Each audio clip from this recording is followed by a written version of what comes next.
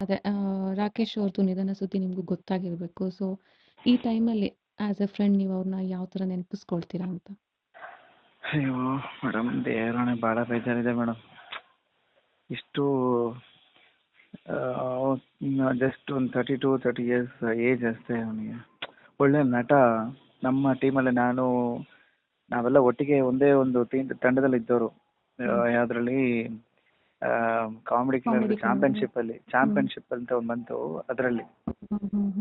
So ಅದರಲ್ಲಿ winner ಬೇರೆ ನಾವು ನಮ್ಮ ಟೀಮಲ್ಲಿ ಅವನ್ನೆಲ್ಲ ಇದ್ದಾಗ ಸಡನ್ ಆಗಿ ಆಶ್ಚರ್ಯ ಆಗ್ತಿದೆ, ಕೇಳಕ್ಕೆ ನಂಬಕ್ಕೆ ಆಗಿಲ್ಲ ಆ್ಯಕ್ಚುಲಿ. ಹೇಗೆ ಏನಕ್ಕೆ ಹಿಂಗಾಯ್ತು ನಂಬಕ್ಕೆ ಆಗ್ತಾ ಇಲ್ಲ ಆ್ಯಕ್ಚುಲಿ ಇವಾಗ್ಲೂ. ಬಟ್ ನಮ್ಮವರೆಲ್ಲ ಅಲ್ಲಿ ಹೋಗ್ಬೇಕಾದ್ರೆ ಕನ್ಫರ್ಮ್ ಆಯ್ತು, ಓಕೆ ಆಗಿದೆ ಅಂತ ಹೇಳಿ,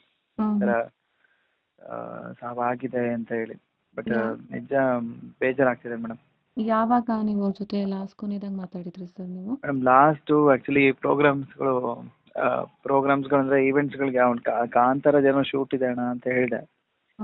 ಆಮೇಲೆ ಅದಾದ್ಮೇಲೆ ಅವನು ಸೀರಿಯಲ್ ಮಾಡ್ತೀವಿ, ಹಿಟ್ಲರ್ ಕಲ್ಯಾಣ ಮಾಡ್ತಿರ್ಬೇಕಾದ್ರೂ ಮಾತಾಡಿದ್ದೆ. ಅದೇ ಲಾಸ್ಟ್ ಕಮ್ಯುನಿಕೇಷನ್ಸ್ಗಳು ಆ್ಯಕ್ಚುಲಿ. ಬಟ್ ಅವನದೇ ಕಾಂತಾರ ಮಾಡ್ತೀನಿ ಅಂತ ಹೇಳಿದಾಗ ಖುಷಿಯಾಗಿತ್ತು. ನೋಡಿ ಒಬ್ಬ ನಟ ಈಗ ಅವನೊಂದು ದೊಡ್ಡ ಸಿನಿಮಾದಲ್ಲಿ ಮಾಡೋ ಟೈಮಲ್ಲಿ ಈ ಥರ ಆಗೋಯ್ತಲ್ಲ ಅಂತ ಬೇಜಾರಾಗ್ತಿದೆ. ಹೇಗೆ ನಿಮ್ದಿಬ್ರದ್ದು ಒಂದೇ ಬ್ಯಾಚ್ ಅಂತ ಹೇಳಿದ್ರಿ ಸರ್, ನೀವು ಹೇಗೆ ನಿಮ್ಮ ಜೊತೆ ಎಲ್ಲ ಹೇಗಿರ್ತಾ ಇದ್ರು, ಸೆಟ್ಟಲ್ಲಿ ಹೇಗಿರ್ತಾ ಇದ್ರು? ಯಾಕಂದರೆ ರಕ್ಷಿತಾ ಮೇಡಮ್ಗೆ ಅವ್ರು ತುಂಬ ಫೇವ್ರೇಟ್ ಅಂತ ಕೂಡ ನಾವು ಕೇಳ್ಪಟ್ವಿ.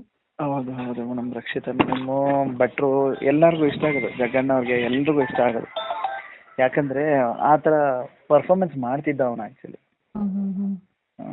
ಪರ್ಫಾರ್ಮೆನ್ಸ್ ಅನ್ನೋದಕ್ಕಿಂತ ಹೆಚ್ಚಾಗಿ ಆ ಮುಗ್ಧತೆ ಅವನಲ್ಲಿ ತುಂಬ ಕಾಣಿಸ್ತಿತ್ತು.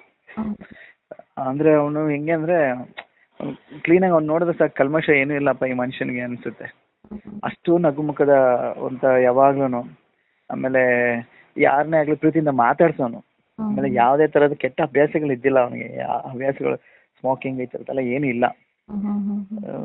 ಏನಕ್ಕೆ ಹೆಂಗೆ ಸಾಧ್ಯ ಇದು ಅಂತ ಅನಿಸ್ಬಿಡ್ತದೆ. ಇಷ್ಟು ಚಿಕ್ಕ ವಯಸ್ಸಿಗೆ ಒಂದು ಹೃದಯಾಘಾತ ಆಗೋದು ಅಂತಂದ್ರೆ ಅವ್ರದ್ದು ಆರೋಗ್ಯದ್ದೆಲ್ಲ ಸಮಸ್ಯೆ ಏನಾದರೂ ಇರ್ತಾ ಇತ್ತಾ ಸರ್? ಹೇಗೆ ಅವ್ರು? ಅದೇ ಏನು ಇದ್ದಿಲ್ಲ ಆ್ಯಕ್ಚುಲಿ, ನನಗೆ ಗೊತ್ತಿರೋ ಪ್ರಕಾರ ಆ ಥರ ಏನೂ ಆಗಿಲ್ಲ.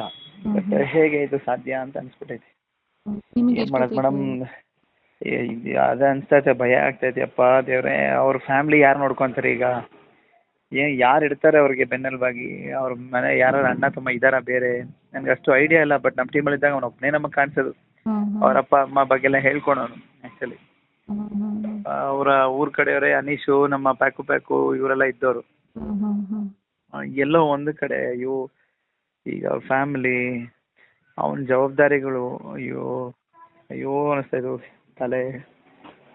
ಬೆಳಗ್ಗೆ 4 ಗಂಟೆಗೆ ವಿಚಾರ ಗೊತ್ತಾಗಿತ್ತು ಮೇಡಮ್. ಆ್ಯಕ್ಚುಲಿ ಇದು ನಮ್ಮ ಕಾಮಿಡಿ ಕಾರ್ಡ್ ದಿವ್ಯಾ ಅಂಚನ್ ಅಂತ ಹೇಳ್ಬಿಟ್ಟು ಒಬ್ರು ಇದ್ರು. ಅವರು 4 ಗಂಟೆಗೆ ಫೋನ್ ಮಾಡಿ, ಅಣ್ಣ ಹಿಂಗಾಗಿದೆ ಅಣ್ಣ, ಹಿಂಗಾಗ್ಬಿಟ್ಟಿದೆ ಅಣ್ಣ ಅಂತ. ಪಾಪ ಅಳ್ತಾ ಇದ್ದಾಳೆ, ಕೊಳೋ ಅಂತ ಹೇಳ್ತಿದ್ದಾಳೆ. ಹೊಟ್ಟೆ ಉರಿತದೆ ಮೇಡಮ್, ನಿಜವಾಗ್ಲೂ ಇನ್ನೂ ಚಿಕ್ಕ ವಯಸ್ಸು ಮೇಡಮ್. ಹೋಗ್ತಾ ಇದ್ದೀರಾ ಸರ್? ಹೋಗ್ತಾ ಇದ್ದೀವಿ ಮೇಡಮ್, ನಾನು ಮತ್ತೆ ಜಿ ದಿವ್ಯಾ ಹೋಗ್ತಾ ಇದೀವಿ.